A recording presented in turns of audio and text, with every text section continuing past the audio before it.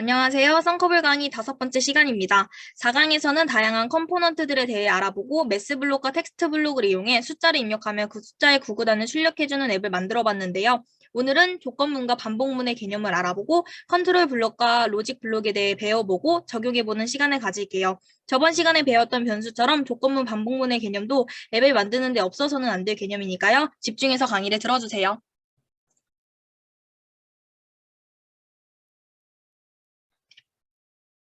먼저 조건문과 반복문의 개념에 대해서 알아볼게요. 쉽게 설명하자면 조건문은 조건에 따라 기능을 실행하도록 혹은 실행하지 않도록 해주는 역할을 하고요. 반복문은 동일한 블럭이나 기능 등을 여러 번 실행시키는 거예요. 예를 들어 나이를 입력하면 어린이, 청소년, 성인 등을 구분해주는 앱을 만든다고 가정했을 때 조건문을 이용해 입력한 숫자가 6 이상 13 미만이면 라벨의 어린이를 13 이상 19 미만이면 라벨의 청소년을 나타내도록 설정해줄 수 있어요. 반복문 예를 들어보면 거듭 제곱을 계산해주는 앱을 만든다고 할 때 밑과 지수를 입력하면 반복문을 이용해 밑칸에 입력한 숫자를 지수칸에 입력한 숫자만큼 곱해주라고 설정해주면 쉽게 거듭 제곱을 구해서 알려줄 수 있어요.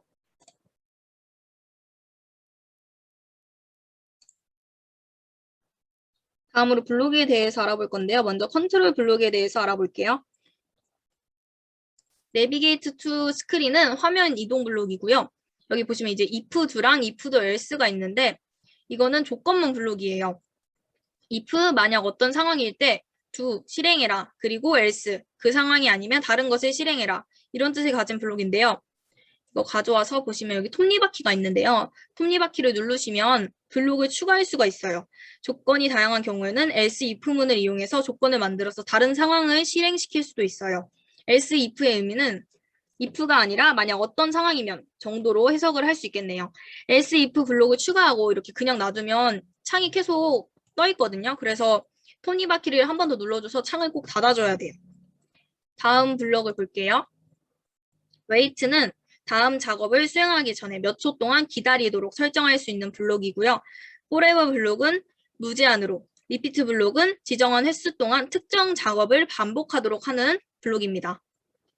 다음 이 count 블록은요. 증분 인덱스인 i를 사용해서 특정 시간 동안 작업을 반복하도록 하는 블록인데요. i는 따로 변수 선언 없이 자동으로 만들어지는데 삭제할 수도 있고 다른 변수들을 만들어서 선택해서 사용할 수도 있어요. 다음 for each item j in list do 이 블록은요. 여기 리스트 보시면 목록을 말하는 거겠죠? 그래서 배열과 같은 목록의 모든 항목에 대해서 작업을 반복하도록 하는 블록입니다. repeat while은 조건이 true일 동안 작업을 반복하도록 설정해주는 블록이고요. break out of loop는 반복문에서 벗어날 수 있도록 하는 블록이에요. 이 블록은 보통 조건문이랑 같이 쓰이겠죠? 예를 들어서 무한반복을 하는 작업에서 어떠한 조건일 때 반복문을 끝내라 이런 식으로 쓸 수 있어요. test if true, if false는 if랑 비슷한 블록인데요. 조건을 테스트에 넣고 그것이 참일 때, 거짓일 때 각각 다른 작업을 수행하도록 설정해 줄 수 있는 블록이에요. 오픈 링크 이 블록은요.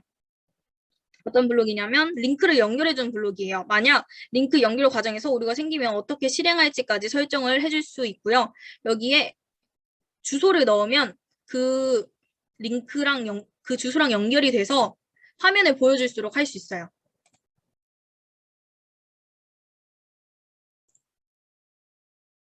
다음으로 로직 블록에 대해서 설명해 볼게요. 로직 블록은 논리와 관련된 블록으로 true 또는 false의 값만을 반환하는 블록이에요. 이렇게 문자가 있는 블록은 보이는 그대로 두 값을 비교하는 블록이고요. 비교 조건에 충족되는지에 따라서 true 또는 false를 반환해요. and와 or은 여러 가지 조건을 한 번에 비교해서 true와 false를 반환해요. not은 true, false 문의 값을 반대로 해주는 블록인데요. true 값의 not을 쓰면 false가 되고 false 값의 not 블록을 쓰면 true가 됩니다. true, false, null 블록은 변수값을 설정해줄 때 쓸 수가 있는데요. null의 개념을 잠깐 설명해보자면 어떠한 값도 가지고 있지 않다는 뜻인데요. 말 그대로 값이 없기 때문에 0이랑은 다른 거예요. 그래서 null이랑 0이랑 헷갈리면 안 돼요.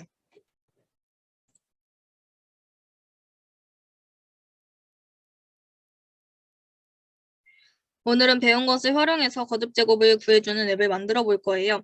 거듭 제곱은 밑과 지수로 구성되어 있는데요. 같은 수를 여러 번 곱한 것을 간단하게 나타낸 것이에요.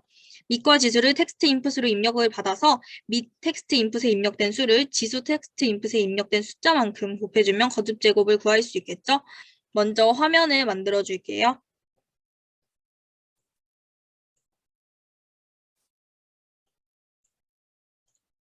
라벨로 거듭 제곱이라고 제목을 먼저 만들어 줄게요.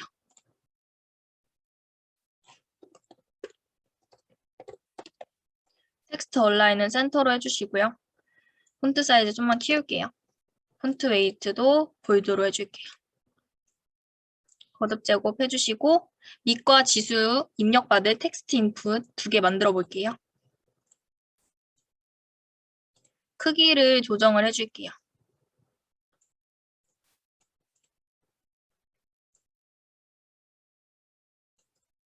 그리고 밑을 입력하라고 힌트에 밑이라고 적어줄게요. 그리고 백그라운드 컬러는 하얀색으로 해줄게요. 이거 똑같이 복사할게요.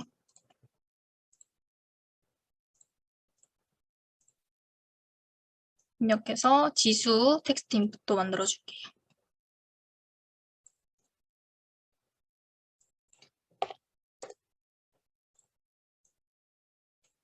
그리고 버튼을 눌렀을 때 거듭 제곱의 값을 구해줄 거라서 버튼도 하나 만들어줄게요.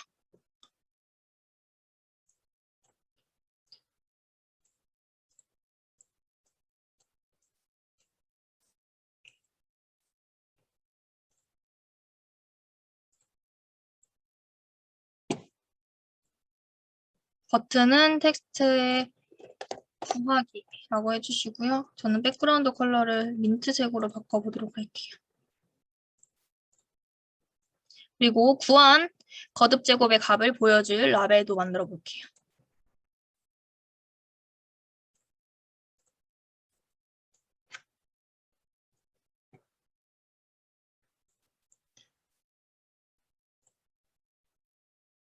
라벨의 폰트 사이즈는 30 정도로 해주고요. 텍스트 어라인은 센터. 그리고 텍스트는 물음표 해줄게요. 값을 모르니까 물음표 해주시고요. 이제 저희가 오늘 조건문이랑 반복문을 배웠잖아요. 그래서 둘 다 이용할 수 있는, 활용할 수 있는 앱을 만들어 보는 거라서 밑에 조건도 달아줄게요. 라벨 하나 가져오셔서 텍스트 어라인은 센터로 해주시고요. 밑과 지수는 10 이하로 입력해주세요.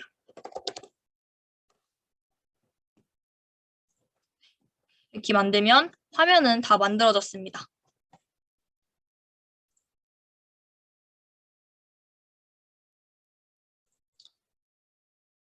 블록으로 넘어가기 전에 먼저 컴포넌트들의 이름을 한 번씩 확인을 해줄게요. 저는 미리 지정을 해놨고요. 여러분들도 기억하기 쉬운 이름으로 컴포넌트들의 이름을 지정하시고 블록으로 넘어오시면 될 것 같습니다.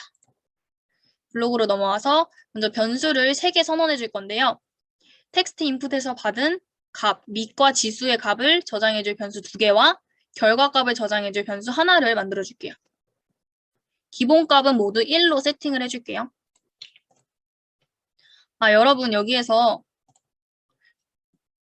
이 밑과 지수를 아예 한글을 못 받도록 키보드 타입을 숫자로 해줄게요. 지수도 숫자로 해주시고 밑도 숫자로 입력받을 수 있도록. 뒤에서 한글로 입력을 받아서 저장했을 때 오류가 생길 수도 있기 때문에 키보드 타입을 지정해 주시고 다시 블록으로 넘어올게요. 변수 컨트롤 C, 컨트롤 V 하셔서 만들어 주시고요. 이름은 간단하게 밑은 M으로, 지수는 G로, 거듭 제곱의 값은 R로 할게요. 하시고 버튼이 클릭되었을 때 조건을 달 건데요. 앞에서 밑과 지수는 10 이하로 입력해주세요라는 조건을 저희가 명시를 해줬었죠. 그래서 이 블럭을 가져와서 로직 블록을 낄 건데요. 이 AND의 의미는 2가지의 조건이 모두 만족될 때 실행될 수 있도록 하는 블럭이거든요. 우리가 해줘야 되는 게 밑도 10 이하여야 되고 지수도 10 이하여야 되는 거죠. 그래서 비교 블록을 통해서 조건을 완성시켜 줄게요.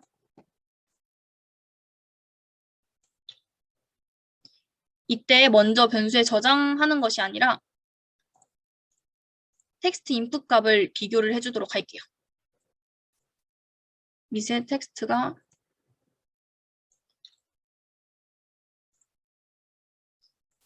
10 이하다.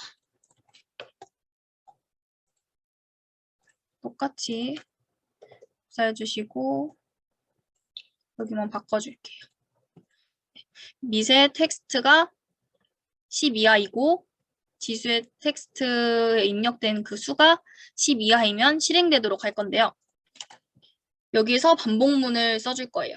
리피트 블록 가져오셔서 몇 번을 반복해 줄 거냐면 지수에 입력된 수만큼 반복을 해줄 거니까 변수 g를 갖고 올게요. 그리고 결과값을 세팅해 줄게요. 변수 r을 어떻게 세팅해 줄 거냐면 결과와 밑에 입력된 수를 곱하도록 설정을 해줄 거예요. 매스로 가셔서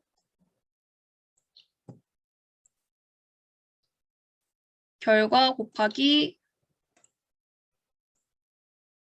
밑을 해주시면 되겠죠. 이렇게 해주시고 반복이 끝난 후에 거듭 제곱의 값을 라벨에 나타내 줄게요. 변수 r로 나타내 주시면 되겠죠. 그리고 여기에서 값을 세팅해 주는 게 중요하거든요. 버튼을 클릭하면 결과값을 1로 세팅을 해줘야 되는데 왜냐하면 다시 밑과 지수의 값을 입력하고 버튼을 누르면 전에 완료된 결과값에 다시 곱해지기 때문에 올바른 거듭 제곱의 값을 구할 수가 없어요. 그래서 꼭 결과값을 초기화해주는 블록이 필요합니다. 추가로 결과값을 보여주는 라벨도 초기화를 할게요.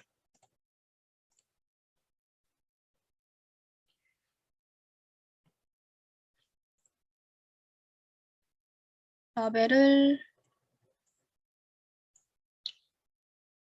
물음표로 초기화를 하고요.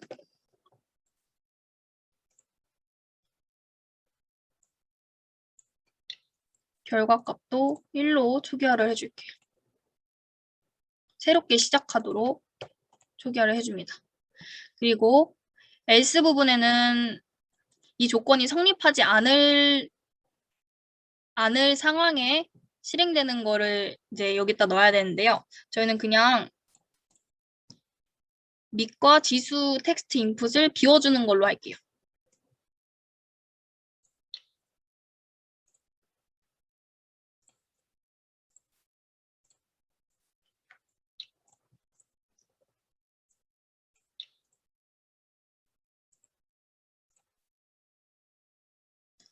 여기에서 이 조건이 성립할 시에 변수들을 저장을 해줘야 되겠죠? 저장하는 거를 까먹었네요. m 변수에 텍스트 인풋 미세 텍스트를 저장해 주시고 지수를 g에 저장을 해주시면 됩니다. 잠깐 설명을 드리면 버튼을 눌렀을 때 결과값과 결과의 텍스트 라벨의 값을 초기화를 해주시고요. 조건이 미세 텍스트, 미세 입력된 값과 지수에 입력된 값이 10 이하이면 실행을 하도록 먼저 변수에 저장을 하고 반복을 해서 결과값을 만들어낸 후 결과를 세팅하도록 그렇지 않으면 밑과 지수 텍스트 인풋을 비우도록 설정을 했습니다.